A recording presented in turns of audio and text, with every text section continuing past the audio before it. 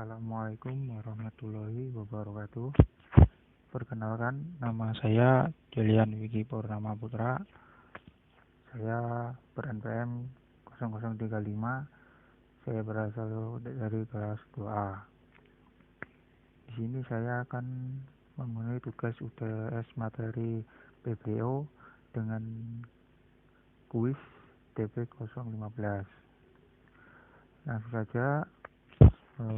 Materi dasar pemrograman berorientasi objek itu meliputi 1 kelas, 2 atribut, 3 metode, 4 objek, 5 inheritance atau encapsulation.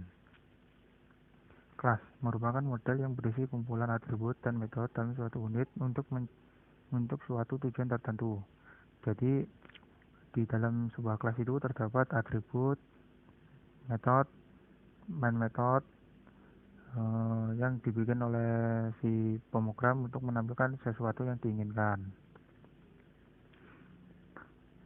Kemudian atribut yaitu data yang membedakan antara objek yang satu dengan objek yang lainnya. Contohnya objek manusia yang memiliki atribut tinggi, umur, dan berat. Contohnya seperti berikut, yaitu sebuah atribut string yang mengisikan dari nama, jenis kelamin, dan alamat, serta integer dengan kata gaji pokok. Di sini saya langsung menginputkan tipe datanya. Kemudian lanjut metode, yaitu kumpulan program yang mempunyai nama.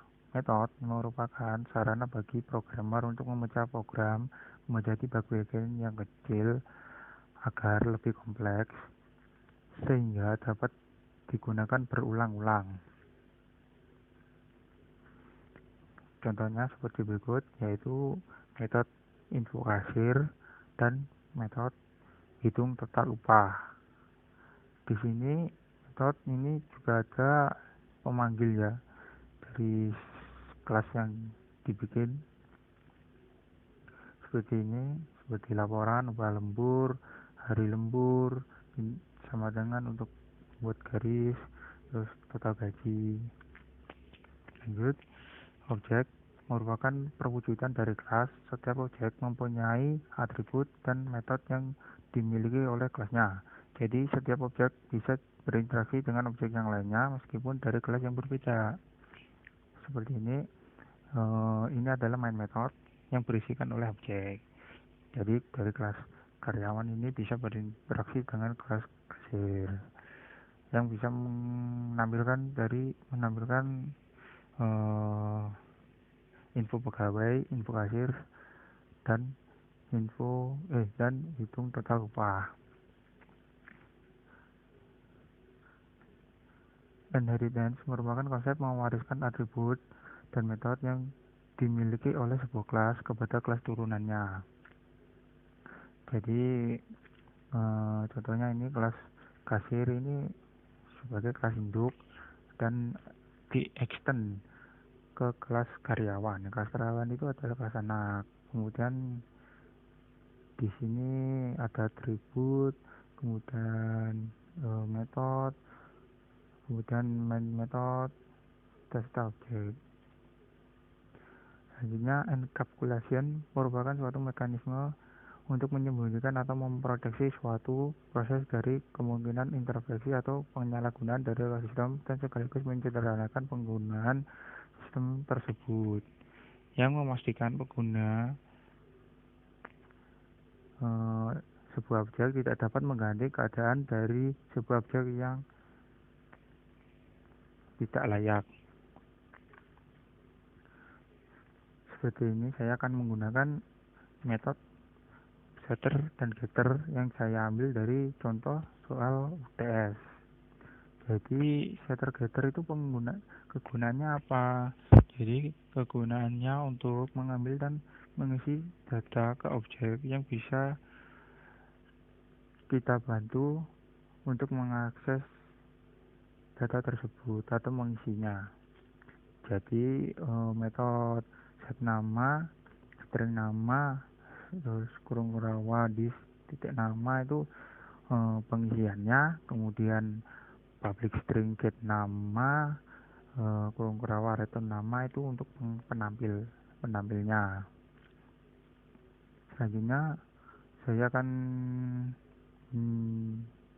menjelaskan kode program yang saya bikin dari soal kuis DP015, yaitu kelas anaknya yaitu kelas karyawan yang berisi atribut string nama, jenis kelamin, integer gaji pokok, string alamat yang saya isikan seperti berikut.